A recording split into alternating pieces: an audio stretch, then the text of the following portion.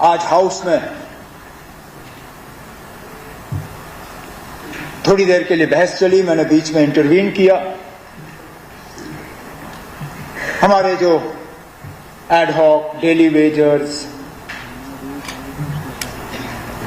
जिनको मैंने इससे पहले जब थोड़ी देर के लिए खड़े होकर कहा, मैंने कहा ना, इनका एक सोशल इशू है, ह्यूमैनिटेरियन इशू है। गवर्नमेंट के लिए तो ये पैसों का मामला है, लेकिन उनके लिए मामला अलग है। जो उनके साथ हुआ कल, मैं उस पर दोबारा नहीं जाऊंगा, लेकिन फिर मैं माफी चाहता हूं। मैं बार बार मनकोटिया साहब का ही जिक्र करता हूं, लेकिन उठे ही यही थे, नहीं तो किसी और का नाम लेता मैं। इन्होंने उठ के कहा कि ये नौबत आई क्यों। अच्छा किया आपने पूछा ना, ये नौबत आई क्यों। मैं भी जानना चाहता हूं ना, नौबत क्यों आई। क्योंकि हमें आए हुए तो 4-4.5 महीने हो गए, और बाहर रहे भी 10 साल हो गए ना। मैं मानता हूं हमने कुछ नहीं किया, मैं उसी बात पे आ रहा हूं। मैं मानता हूं ना हमने कुछ नहीं किया, इसीलिए तो हम हारे 2014 में। अगर किया होता, बदकिस्मती से हमारी बदकिस्मती, हमने तैयार किया था सारा निजाम इनको रेगुलराइज करने का। उस सैलाब में हम बह गए, उनका वो रेगुलराइजेशन भी बह गया। लेकिन चलिए, हमसे नहीं हुआ, मैं मानता हूं नहीं हुआ हमसे। सलाखिया साहब, श्यामलाल शर्मा साहब गवाह हैं, जानते हैं हमने कितनी तैयारी की थी। नंबर भी हमने फाइनलाइज किया था, प्रोसेस भी फाइनलाइज किया था सारा। लेकिन चलिए, ऊपर वाले ने रखा नहीं था कि हमारे हाथों हो, नहीं हुआ, हम हार गए। आप लोग आए, फिर क्या किया। मैंने गहराई से इसमें जाने की कोशिश की कि आखिर किया क्या आप लोगों ने। फिर जब आपको मौका मिला, मैंने पुरानी बजट की स्पीचें निकलवाई, जिसमें आप सब हुकूमत में शामिल थे, लगभग सारे जो उस साइड बैठे हैं सारे। मतलब हर बजट स्पीच में आपने इन्हीं डेली वेजरों के साथ जो है वादे किए।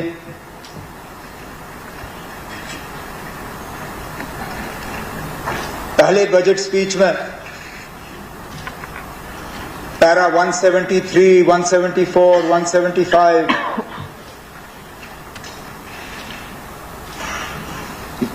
पहले तो आपने ये बताया कि आप कर क्यों नहीं सकते हो।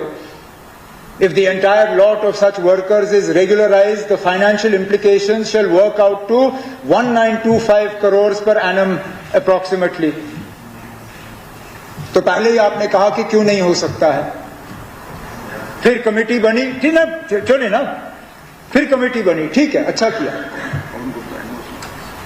बनाया आपने कमेटी ने, सोचा ठीक है ना, कमेटी बनी तो अगले बजट में उसका कहीं ना कहीं एक फॉरवर्ड मूवमेंट हुआ होगा। तो मैंने उसके बाद ये 15-16 की बजट थी, 16-17 का मैंने निकाला। 16-17 के हवाले से आपने सिर्फ इतना ही कहा कि हाई लेवल पावर कमेटी जो है वो तश्कील की गई है और हम इनके लिए कुछ करना चाहते हैं। फिर कुछ नहीं। फिर 17-18 की तकरीर आई,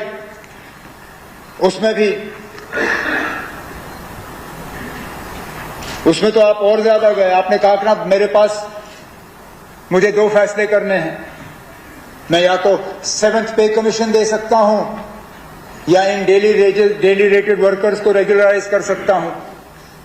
अब क्योंकि मेरे ऊपर मुलाजमों का दबाव ज्यादा है, मैं रेगुलराइजेशन नहीं कर सकता हूं, मैं 7th पे कमीशन दे देता हूं।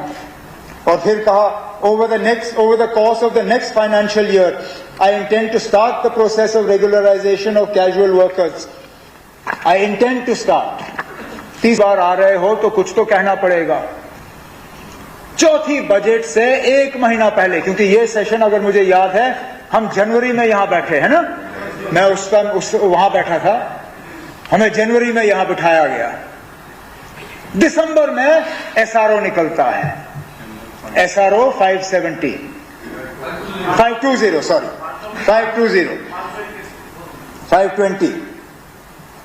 तो उस एसआरओ के हवाले से फिर बजट में बात आ जाती है As you are aware, the government has put into place a comprehensive policy, falana, and this policy seeks to address. The implementation will ensure sustainable livelihood for them. ठीक है, बड़ा अच्छा, SRO भी निकला. कितने लोग रेगुलराइज हुए आपके SRO के तहत? 570. इस नंबर के तहत जो बजट में आपने दिया 61,000 के आसपास आपने उस वक्त नंबर गिना था डेली वेटेड वर्कर्स का. 570 आपने रेगुलराइज किए चौथे बजट तक. चलिए 18 में ही आपकी हुकूमत गई, गिरा दी आपने हुकूमत. महबूबा जी वजीर आला रही नहीं, गवर्नमेंट गई. उस SRO को आगे चलाना चाहिए था, गवर्नमेंट की पॉलिसी थी. वहीं रखा, जहां पे आप लोग छोड़ गए वहीं रखा. और फिर ठीक 2 साल पहले J&K रीऑर्गेनाइजेशन एक्ट को सामने रखते हुए उस SRO को कैंसिल किया गया.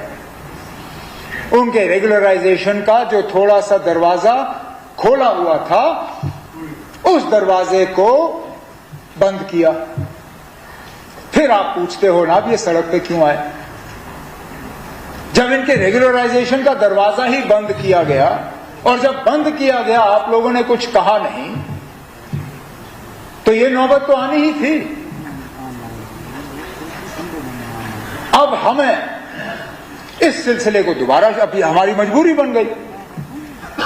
अब जब ना रेगुलराइजेशन के लिए SRO है, जब ना कोई फ्रेमवर्क है, अब इन सालों में इनके नंबर में क्या तब्दीली आई है उस पर भी अब शायद अग्री करना आज के दिन में मुश्किल होगा. क्योंकि इस बजट को जब मैं देखता हूं नंबर 61,000, जब मैं गवर्नमेंट का नंबर देखता हूं तो उससे कहीं गुना ज्यादा. तो हमें ये सिलसिला अब हम जीरो से शुरू कर रहे हैं. तो आज कम से कम उन डेली रेटेड वर्कर्स और हमारे जो हैं कैजुअल एडहॉक, उन्हें इस बात का एहसास देने के लिए कि हम उनको भूले नहीं हैं, हम अपनी कार्रवाई कर रहे हैं. मैं आज एक कमिटी इस हाउस के जरिए से अनाउंस करना चाहता हूं.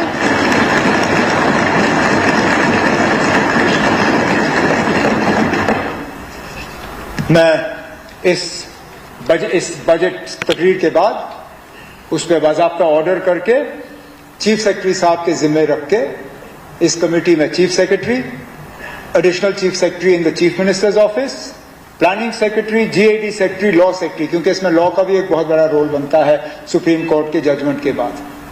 उन्हें 6 महीने का वक्त देके उनसे कहा जाएगा कि 6 महीने के अंदर अंदर बाज़ाब्ता एक फ्रेमवर्क तैयार करें. पहले नंबर तय करें, GAD के थ्रू नंबर तय करें कि कितने हैं, फिर लीगली और फाइनेंशियली इसके वो देख के कि किस तरह किया जा सकता है, एक रोड मैप तय करके, ताकि अगले बजट में इस हाउस के सामने मैं खड़े होकर आपसे ये कहूं कि ना ये तैयार है और ये हम करने जा रहे हैं.